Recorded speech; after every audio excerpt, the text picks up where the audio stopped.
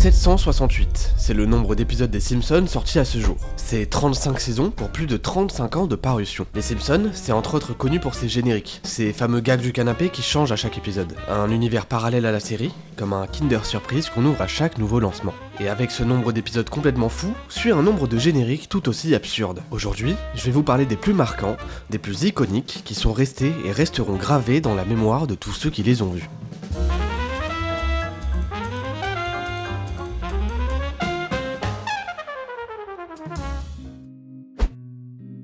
Homer court seul vers le canapé. Il sort une télécommande assez bizarre pour allumer la télé. Quand il clique, on voit sur la télé écrit « Date d'aujourd'hui, 28 septembre 2014 ». Homer clique donc plusieurs fois car rien ne se passe. La date commence à défiler en arrière, à retourner dans le passé. Homer change physiquement, au point où il reprend les traits qu'il avait dans sa première version à l'époque. Il appuie donc plein de fois sur la télécommande pour arrêter de revenir dans le passé. Mais la date se met à avancer très rapidement dans le futur. Homer et l'environnement changent énormément de fois de diverses manières, jusqu'à s'arrêter avec la télé complètement changée, où l'on peut y lire « La date solaire d'aujourd'hui est de 36,4 septembre 10535 ». Homer est devenu une tête flottante avec des tentacules. Il répète en boucle son fameux « On voit plein de chiffres et de phrases s'afficher tout autour de lui. Il dit « Famille, retrouvez-moi au cube de la cuisine ». Il s'avance donc jusqu'au cube. Sa famille apparaît, Lisa est déformée et répète «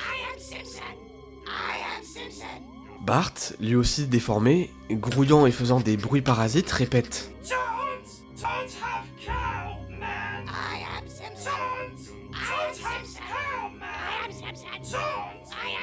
Les phrases et les chiffres continuent de s'afficher. La caméra se tourne vers Marge, devenue de simples cheveux avec un visage, des bras et des jambes. Elle dit frénétiquement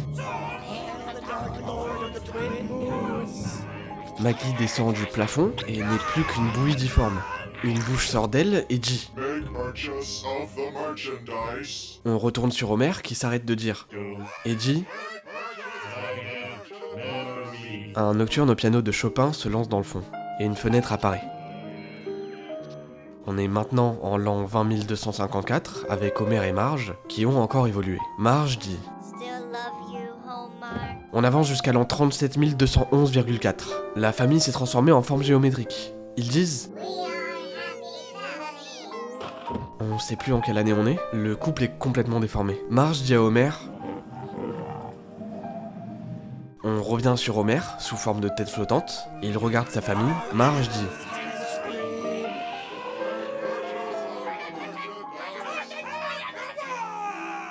Homer regarde vers le ciel et dit pour la dernière fois « Mesdames et messieurs, on s'attaque ici à, je pense, le générique le plus bizarre et le plus profond des Simpsons. L'ambiance est pesante, un peu nostalgique, triste et mélancolique. Il a été réalisé par Don Hertzfeldt, qui est connu pour son style d'animation expérimental et surréaliste. À travers ce gag, il parle de l'effet du temps sur toute chose, avec les êtres vivants qui se déforment complètement, mais aussi le matériel et l'information. La maison n'a plus rien à voir, même les dates sont différentes, les langues ont évolué. Alors, on se pose la question, que reste-t-il de nous quand l'évolution et le temps passent ? Finalement, est-ce qu'obtenir la longévité et la vie éternelle via la technologie, c'est quelque chose que l'on voudrait vraiment ? Finir comme les Simpsons, c'est pas une idée qui me plaît personnellement. La mémoire aussi est abordée ici, principalement avec Homer, qui se souvient de choses qu'il a vécues il y a plusieurs milliers d'années, et qui continue de le marquer. Mais il se souvient pas de choses matérielles, d'argent, de choses qu'il a achetées, de trophées qu'il a remportés. Il se souvient de la vue de sa fenêtre, du soleil qui la traverse et de la nature qu'il y observe. Mais plus important que tout ça, il se souvient de sa famille. L'amour a transcendé le temps, qu'importe le nombre d'années passées, qu'importe comment ils évoluent et ce qu'ils deviennent. Marge se souviendra toujours d'Homer, Marge aimera toujours Homer, et cette famille que l'on aime tant restera une famille heureuse. La famille court s'asseoir sur le canapé, mais la lumière s'éteint. On comprend qu'un fusible a sauté et Marge se lève pour le rallumer. Quand la lumière revient, l'ambiance est complètement différente. Homer mange des escargots. Marge passe devant le canapé et voit que Maggie a disparu. Alors, elle se met à la chercher et dit en français. Bart prend une boîte en carton qui est posée à côté de lui. On peut lire sur la boîte « Pour les enfants, DIY, pâté de foie gras ». Il sort une noix de la boîte, la chope par le callback et se met à la gaver. Lisa, forcément choquée, pousse son frère pour libérer Lois. Mais ça a pas l'effet voulu, vu que Lois s'écroule au sol, inconsciente. Bon bah, je crois que Lois se réveillera pas de sitôt, hein. Lisa se met à jouer de l'accordéon, Marge est toujours en train de chercher Maggie, et Homer ayant fini son pot d'escargot, se lève pour récupérer celui qui tentait de s'enfuir. Quand il retourne sur le canapé, on voit Maggie coincée entre les fesses de son père. Là, on a affaire à un générique plutôt particulier. Il a été réalisé par Sylvain Chomet, un dessinateur français qui a, comme vous l'avez vu, un style propre à lui. Ce style, avec les personnages aux traits accentués et allongés, on a pu le voir dans Les Triplettes de Belleville, L'Illusionniste ou encore le clip Carmen de Stromae. Globalement, ce générique représente ce qu'auraient pu être les Simpsons s'ils avaient été français, mais avec énormément de clichés. Que ce soit la musique, le fait de manger des escargots, Marge qui parle en français, Lisa qui joue de l'accordéon, mais surtout le kit pour enfants pour faire son propre foie gras. Dites-moi pour vous, mais je dois vous avouer que moi je le trouve un peu creepy. Mais c'est quand même marrant de voir les Simpsons dans un style aussi différent. Une musique assez mystique se lance. On croit reconnaître Homer, mais sous la forme d'une simple cellule. Il se multiplie à chaque fois qu'il dit son célèbre. Il finit par devenir une méduse, qui se transforme en poisson, et échappe de peu à un poulpe qui ressemble étrangement à Monsieur Burns. Il s'enfuit et sort de l'eau, avant de se transformer en lézard. Au passage, il mange une libellule qu'elle traite de son pote, Lenny, et croise un ptéranodon aussi vieux que Madame Skinner. Il continue d'évoluer et devient un rongeur, mais se fait poursuivre par un T-Rex qui a la tête de Bart, puis sauvé par un stégosaure qui a la tête de Lisa. En s'enfuyant, il se cache dans un trou, quand tout à coup, une météorite s'écrase et extermine les dinosaures. Homer le rat sort de son trou et évolue en marmotte, puis en singe dans un arbre,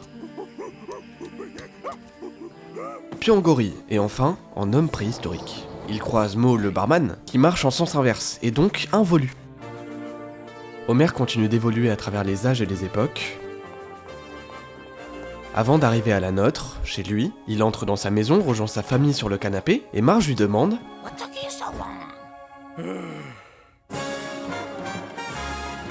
Alors ce générique, c'est un classique pour le coup. Vous l'avez sûrement déjà vu, ou au moins un extrait. Vous l'avez compris, il représente tout bêtement l'évolution, mais raconté très bêtement. On est en 2007 quand il sort, l'animation est franchement belle, c'est marrant, c'est dynamique, c'est ce qu'on appelle un bon générique.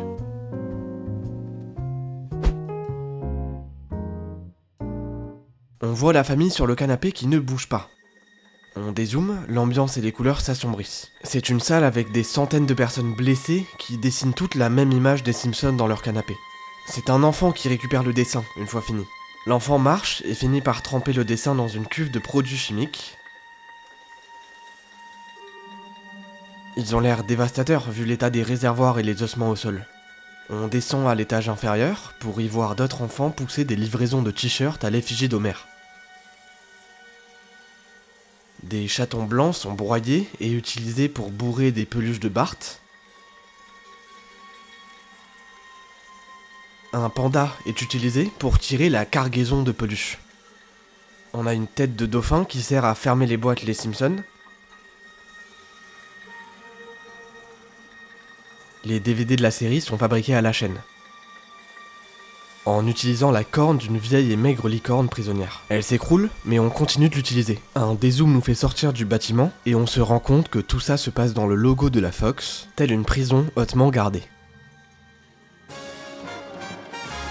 Bon, est-ce que vous connaissez Banksy ? Pour ceux à qui ça ne dit rien, c'est un artiste britannique anonyme, célèbre pour ses œuvres engagées. Son identité est totalement inconnue, donc le mystère autour de son art en est renforcé. Vous avez sûrement déjà vu La petite fille avec le ballon, ou le moment où il l'a à moitié déchiqueté lors d'une vente aux enchères. Les créateurs des Simpsons sont bien conscients que leur série qui dénonce beaucoup de sujets de société est utilisée littéralement comme toutes les autres, avec de la vente de produits dérivés ou des animateurs à la chaîne dans les studios par exemple. Ils ont donc fait appel à Banksy pour diriger ce générique. Mais Banksy a révélé sur son site ses storyboards originaux qu'il a envoyés à la Fox, où l'on peut remarquer quelques différences. Déjà, Banksy est bien plus direct et dans le cliché. Les centaines de personnes qui dessinent portent un chapeau de paille asiatique. On a ensuite la même chaîne d'enfants qui plonge les dessins dans des produits chimiques. Mais on voit un enfant en train de vomir dans le fond. Quand on passe à l'étage inférieur, on voit un portrait de Robert Murdoch, qui était à l'époque le propriétaire de la 20th Century Fox. La suite a été gardée globalement telle quelle, à la différence que l'on voit la fenêtre dans le logo de la Fox. Bien que les aspects les plus trash aient été retirés, l'esprit est largement là dans la version finale. C'est quand même fou pour un studio de produire un genre de court-métrage qui s'auto-dénonce. Et pour ça, ce générique a marqué les esprits.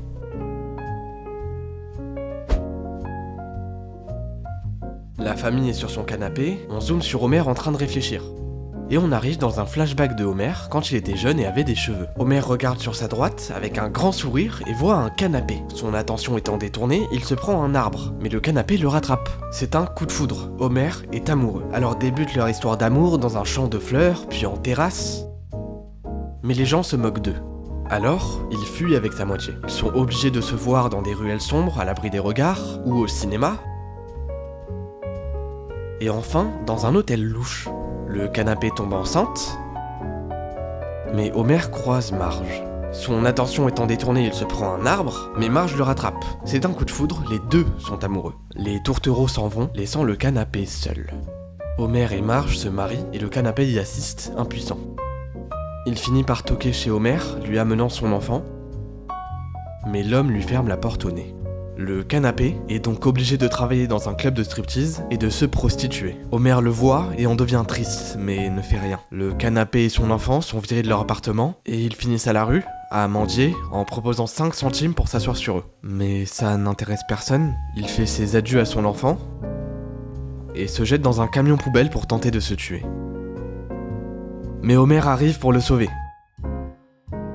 Il le ramène chez lui et le canapé devient le canapé des Simpsons. Tandis que son enfant devient un petit fauteuil pour Maggie.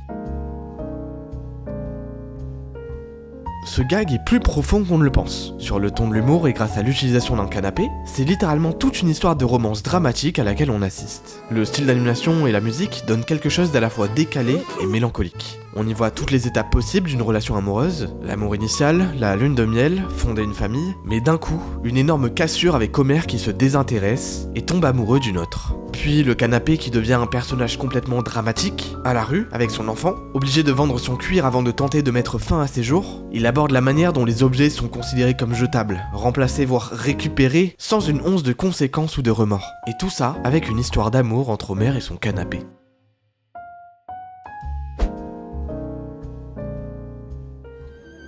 La famille est sur le canapé, Homer crie subitement, Marge se lève avec l'élasticité et les sons de cartoon et court chercher une bière à Homer. Homer se tourne et parle à la caméra en disant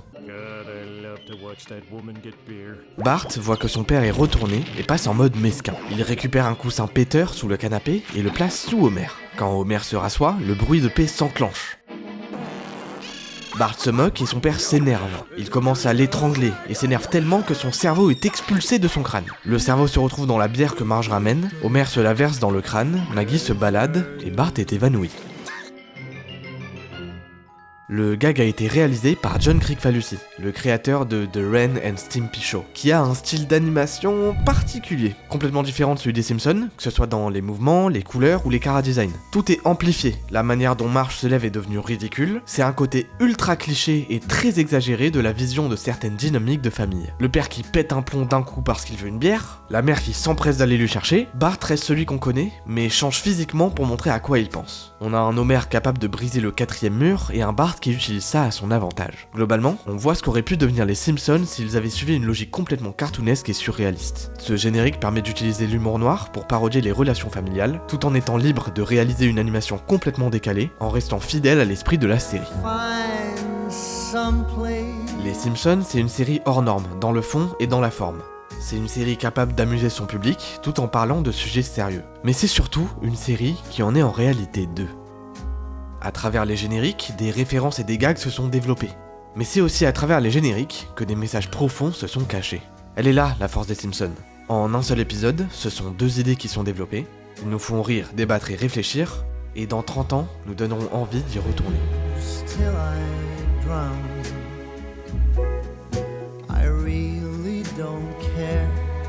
I will go anywhere. I just gotta get